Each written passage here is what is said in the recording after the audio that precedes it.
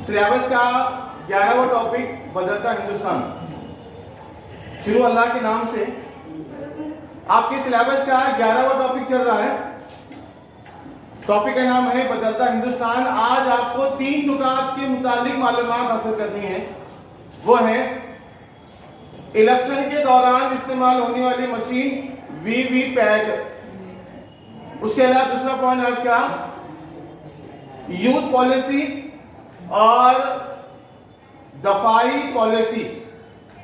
इन 3 नुकात के बारे में आपको आज के वीडियो में और आज के पीरियड में आपको पढ़ना है, मालूमात हासिल करनी है। आज का पहला पॉइंट वीवीपैट। वीवीपैट कहते हैं voter verification paper audit roll. Voter verification paper audit trail ये इलेक्शन में इस्तेमाल होता है। जब आपकी उम्र 18 साल हो जाएगी, जब आपको इलेक्शन देने का वोट देने का जब हक हासिल होगा, हो सकता है आपको अगले साल वोट देने का हक हासिल हो, तो जब आप इलेक्शन को जाते हैं, वोट देने को जाते हैं, तो वोटिंग के कमरे में जो है बटन दबाकर वोट देना होता है। मशीन होती है, बैलेट होता है। बैलेट वोटर का जो है जब बैलेट छोड़ा जाता है तो वोटर एक मखसूस जो है बॉक्स के वहां अंदर जाता है और अपने पसंदीदा उम्मीदवार को वोट देता है। पहले इतना ही मामला था, वोट दिया जाता था, उस उम्मीदवार के सामने लाल रंग की लाइट लगती थी और एक बीप जोर से आवाज होती थी, जिसका मतलब यह था कि आपका वोट रजिस्टर हो गया। गवर्नमेंट ने उसमें कुछ बदलाव किए, चेंज किया। 2011 में नागालैंड इस रियासत में वीवीपैट का इस्तेमाल हुआ। Voter verification paper audit trail इस मशीन का इस्तेमाल हुआ पहली मर्तबा। क्या है मशीन? वो जब आप वोट डालते हैं, यानी आप अपने पसंदीदा उम्मीदवार सामने का जब बटन दबाते हैं, लाल लाइट तो लगती है और उसके साथ साथ आपने जिसको वोट डाला है उसके सामने की पर्ची वो प्रिंटर में दिखती है, आपको दिखती है वो, यानी आपने जिसको वोट डाला है उसी को वोट रजिस्टर हुआ या नहीं हुआ वो प्रिंट में दिखता है। वो प्रिंट दिखता है, 1 2 3 5 सेकंड के लिए वो नजर आता है आपको, फिर वो उसी बॉक्स में अंदर गिरती है कट होकर। इसे कहते हैं वीवीपैट। जब आप उम्र आपकी 18 साल हो जाएगी, जब आप इलेक्शन वोट डालने के लिए अपना नाम रजिस्टर करेंगे, तो उस वक्त आपको ये तमाम चीजें देखने को मिलेंगी। हर मुल्क में इलेक्शन का मामला अलग अलग। कुछ मुल्कों में कागज पर जो है वोटर कागज होता है, उस पर स्टैम्प मारते हैं और वो पेपर घड़ी करके जो है बॉक्स में डालते हैं। हमारे हिंदुस्तान में ऐसा नहीं है। हमारे मुल्क में जो है इलेक्शन मशीन होती है, बैलेट पेपर होता है और उसके बाद जो है उसमें जब आप वोट रजिस्टर करते हैं, बटन दबाते हैं, तो उसके साथ साथ वीवीपैट में जो है वोट जो आपने डाला हुआ है उस पर्ची पर आपने जिसको वोट डाला उसी को वोट रजिस्टर हुआ कि नहीं हुआ वो चिट्ठी पर दिखता है और वो चिट्ठी कट होके बराबर उसी बॉक्स में गिरती है। ये हिंदुस्तान में इलेक्शन इस तरह से होता है।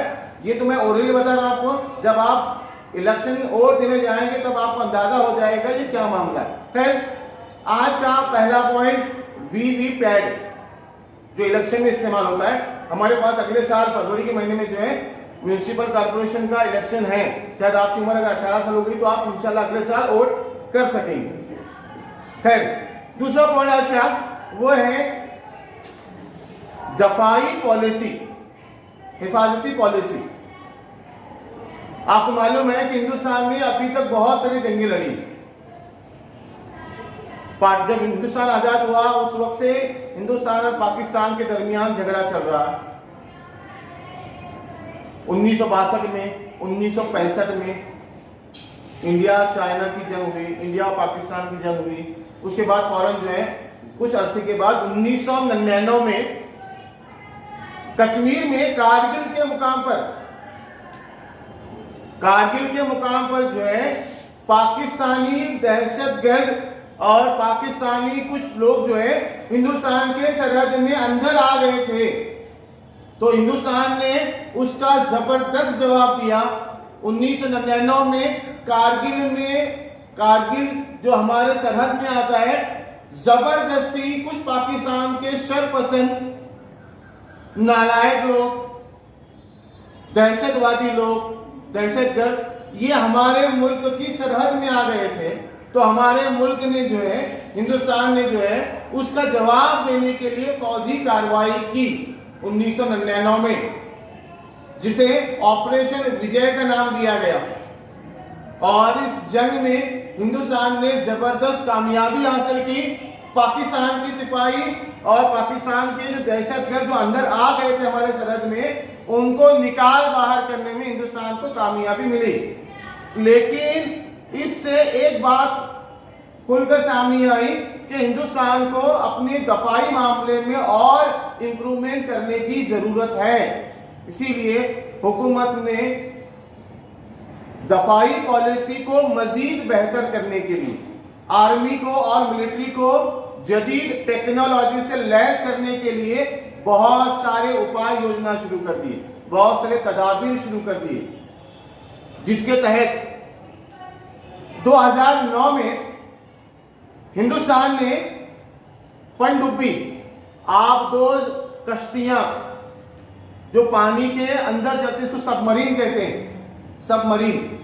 और 2009 में हिंदुस्तान ने न्यूक्लियाई असलाह उसको ले जाने वाले आबदोज कश्तियां बनाई, हिंदुस्तान ने बनाई। और दुनिया में इस तरह की आबदोज कश्तियां बनाने वाला मुल्क हिंदुस्तान छठा मुल्क बना, जो अपने हिसाब से अपने टेक्नोलॉजी के बिना पर उसने ये आबदोज कश्तियां बनाई हैं। समंदर के पानी के अंदर तो सबमरीन कहते हैं उसको, आबदोज कश्तियां होती हैं। पानी के ऊपर नहीं, वो जहाज नहीं, पानी के अंदर नजर नहीं आता। उसमें न्यूक्लियाई एटम बम रखने का जो असला है उसको ले जाने वाले अरिहंत सबमरीन हिंदुस्तान ने बनाए। इसके अलावा हिंदुस्तान ने दफाई पॉलिसी के तहत दूसरे मुल्कों के साथ ट्रेनिंग शुरू की। जैसे हिंदुस्तान और ओमान के दरमियान ट्रेनिंग होती थी, हिंदुस्तान रशिया के बीच में, हिंदुस्तान बांग्लादेश, श्रीलंका, नेपाल, इनके साथ मुश्तरका फौजी ट्रेनिंग होती थी और अभी भी होती है।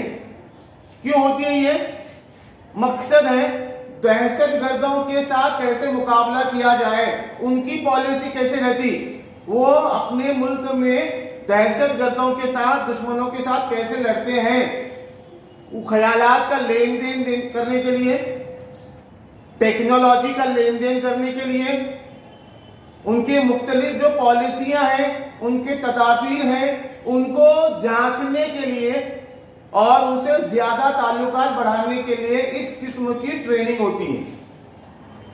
पूना में होती है, जहां पहाड़ी इलाके होते हैं वहां पर होते हैं।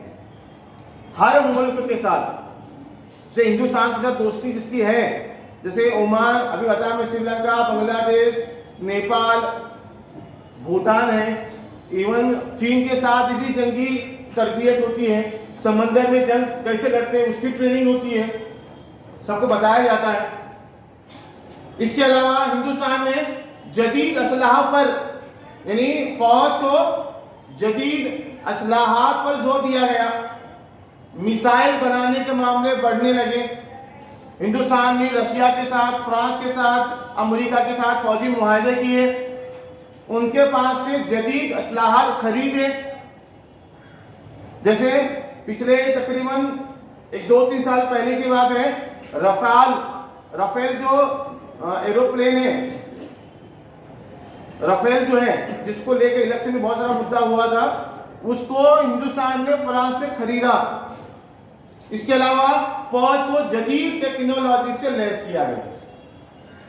साथ ही साथ पहले फौज में सिर्फ और सिर्फ मर्दों को लिया जाता था, लेकिन अब हिंदुस्तान ने अपने फौज में औरतों को भी शामिल करना शुरू कर दिया, लड़कियों को भी शामिल करना शुरू कर दिया। मिलिट्री में 8 शोबे ऐसे हैं जिसमें औरतें और लड़कियां जो है भर्ती हो सकती हैं। यानी अब औरतें मर्दों के शाना बशाना जो है जंग के मैदान में शामिल हो सकती हैं। ये हिंदुस्तान की दफाई पॉलिसी। आज का तीसरा पॉइंट वो है यूथ पॉलिसी। यूथ पॉलिसी मतलब नौजवानों से मुताल्लिक गवर्नमेंट की पॉलिसी। आपको मालूम होना चाहिए कि स्वामी विवेकानंद इनकी यौम विलादत के मौके पर मतलब 12 जनवरी इस दिन को यूथ दिन के तौर पर मनाया जाता है। यूथ डे के नेशनल यूथ डे के तौर पर 12 जनवरी को मनाया जाता है। नौजवानों का यौम नौजवान ये 12 जनवरी को मनाया जाता है। स्वामी विवेकानंद की पैदाइश के मौके पर हुकूमत ने, हमारा मुल्क दुनिया का सबसे बड़ा मुल्क है नौजवानों की आबादी को लेकर। नौजवान उम्र क्या है? 15 साल से 29 साल के बीच में जो आते हैं उनको कहते हैं नौजवान। उम्र के 15 से उम्र के 29 साल के बीच जिसकी उम्र होती है उसे कहते हैं नौजवान। और हिंदुस्तान दुनिया की सबसे ज्यादा नौजवान वाला आबादी वाला मुल्क है। सबसे ज्यादा नौजवान हमारे मुल्क में है और यही वो नौजवान है जो मुल्क की तरक्की में बहुत बड़ा रोल अंजाम दे सकते हैं। इसीलिए गवर्नमेंट ने 1972 में नेहरू युवा केंद्र नामी तंजीम शुरू की। नौजवानों को एम्पावरमेंट करने के लिए, उनकी हिम्मत अफजाई करने के लिए 1972 में नेहरू युवा केंद्र शुरू किया गया, जिसमें यूथ एम्पावरमेंट से मुताल्लिक प्रोग्राम मुनक्किद किए जाते थे। जैसे उनको रोजगार मुहैया करवाना, उन्हें समाजी तौर पर, इन्वायरमेंट यानी माहौलियात के तौर पर, अखलाकी तौर पर उनको बेदार किया जाए, उनको जदीद तालीम से आरास्ता किया जाए। इस केंद्र का मकसद, उसके तहत नौजवानों के लिए देश भर में, मुल्क भर में जो है कई हॉस्टल शुरू किए गए। ऐसे नौजवानों को वहां रखकर उनके तालीम का इंतजाम करने के लिए हॉस्टल शुरू किए गए। उसके अलावा साथ साथ एनसीसी, मालूम है आपको, नेशनल कैडेट कोर एनसीसी शुरू किया गया नौजवानों की तरबियत देने के लिए, और उनके लिए बहुत सारे प्रोग्राम मुनक्किद किए जाते थे और किए जाते हैं आज भी। ठीक है,